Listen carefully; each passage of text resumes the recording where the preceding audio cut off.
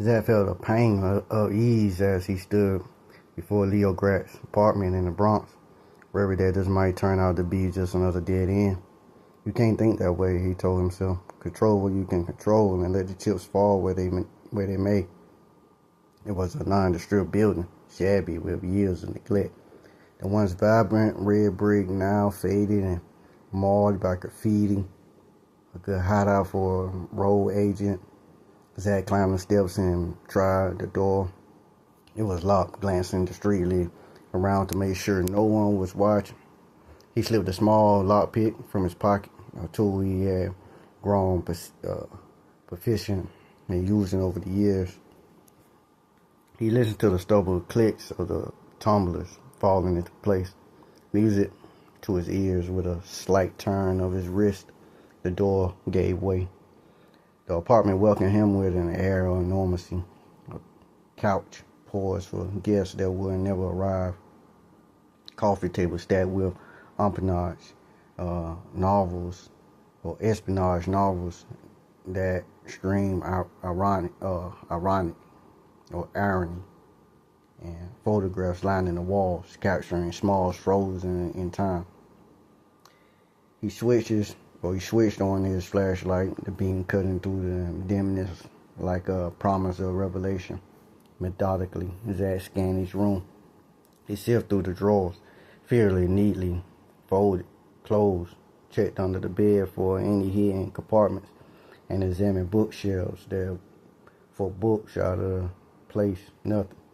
Descending into the basement, Zach felt the temperature drop significantly. This was the underbelly where secrets love to fester.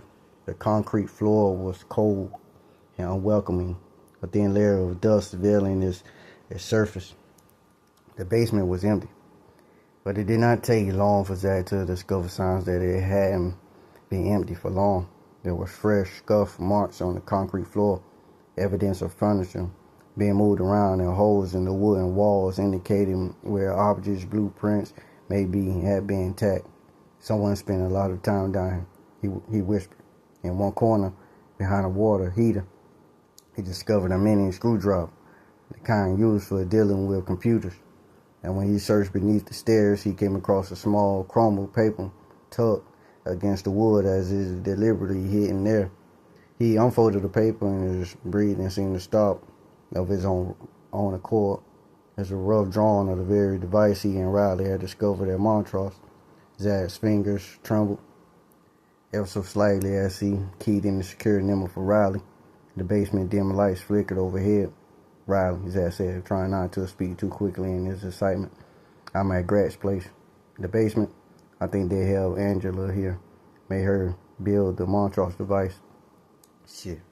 Riley's voice crackled through the line, tinged with disbelief. You sure? I got a drawing of the device here in my hand. It can't be a coincidence. I just hope. He paused. Hayden thought that had just occurred to him. What? That they still have a use for her. Because if they don't, he left the implications unsaid. Well, we might have something to say about that. We'll intercept the coded chatter in your area in a particular location keeps popping up. It might be where they're keeping her now. Give me what you got, Zach demanded. His pulse raced. Coordinate points to an old automotive factory, outskirts of Queens, Riley said. The Red Hood motor plants granted. I don't know what the chat is about, so it could be anything. Thanks, Riley. I'm on my way. He was already bounding up the stairs.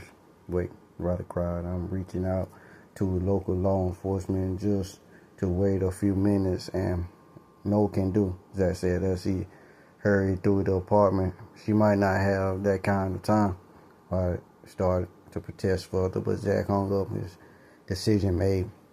Hang on, Angela, he muttered as he shoved open the outside door and stepped out. He hurried down to his car and fired up the engine, then slammed his foot on the gas and pulled away. The engine roared to life. Beneath his hands, the hum of the car merging with the cacophony of the city. Zach navigated onto the streets, tires screeching as he weaved between the slow-moving traffic like a predator threading through lesser beasts. Taxi horns blared their annoyance, and pedestrians lead back onto curbs, expressions morphing from irritation to shock. Zach's jaw was set, his eyes fixed ahead as he calculated his next move through the urban maze. Careful, he muttered to himself, downshifting as he approached an intersection. The light was red, but hesitation was a luxury he couldn't afford. He glanced both ways. Traffic was coming, but there was a gap, just enough. With a deep breath, he gunned the engine and shot through the crosswalk, narrowly avoiding a collision with the city bus that honked his disapproval long after he passed. Sorry, he murmured, though there was no one to hear the apology. Every near miss was a reminder of the fine line he walked between duty and recklessness. His heart pounded in his chest, a staccato rhythm that matched the throb of the city around him.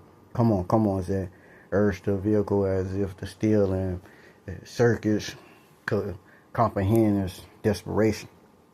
The skyscrapers loomed above, indifferent observers to his solitary race against time. He served around a delivery truck that had the size of a double part, and the scrape of metal or hair braid away from his side mirror. He didn't flinch, didn't falter. He simply drove on, propelled by a force greater than fear.